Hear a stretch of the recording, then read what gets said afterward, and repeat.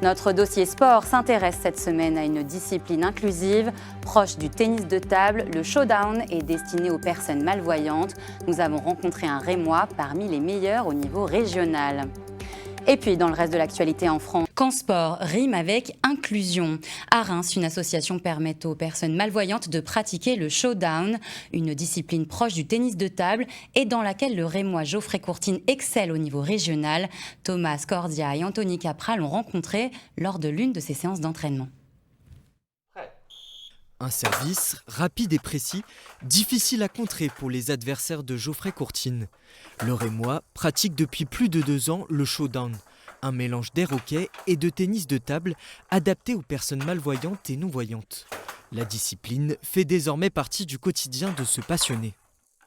Et travailler les gestes, faire ce qu'on appelle des trois quarts, faire des fonds d'angle, faire des gestes techniques.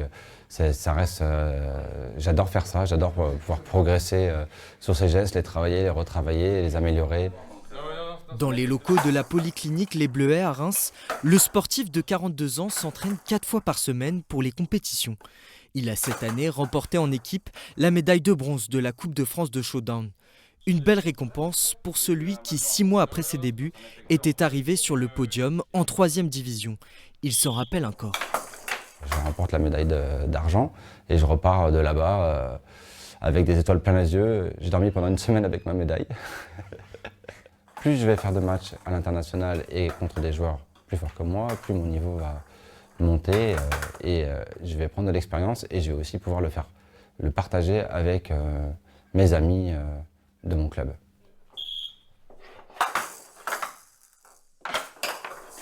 C'est vraiment hyper plaisant d'affronter Geoffrey, ça fait donc plus de 2 ans qu'il en fait, donc il a déjà un très bon niveau. Comme Geoffrey donc, participe à différents tournois, donc quand il revient après les tournois, c'est hyper plaisant pour nous donc, de pouvoir découvrir d'autres techniques, différentes façons de jouer, différentes façons des fois même ne serait-ce que de tenir la raquette, il y a plein de choses différentes comme ça, donc ouais, c'est super plaisant.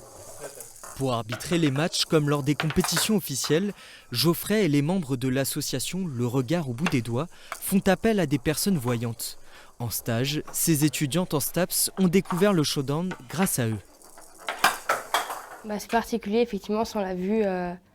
Nos autres sens sont en éveil. Même dans le match, j'ai tendance à fermer les yeux pour plus me concentrer et essayer d'écouter plus. Ils essayent de nous dire plutôt le positionnement des mains et tout. Mais après, c'est en pratiquant qu'on s'améliore. J'ai trouvé en fait que les personnes du coup malvoyantes ou aveugles ont comme un super pouvoir, on va dire, parce que vraiment vous entendez tout, il y a des trucs, je me dis même moi à l'œil nu, je le vois pas en fait. Donc c'est vraiment impressionnant je trouve. Et du coup j'en apprends tous les jours avec vous. Transmettre sa passion, c'est en effet ce qui anime Geoffrey. Devenu le référent showdown de son association, il souhaite faire découvrir la discipline à davantage de monde. J'adore cette ambiance, ça s'est énormément développé.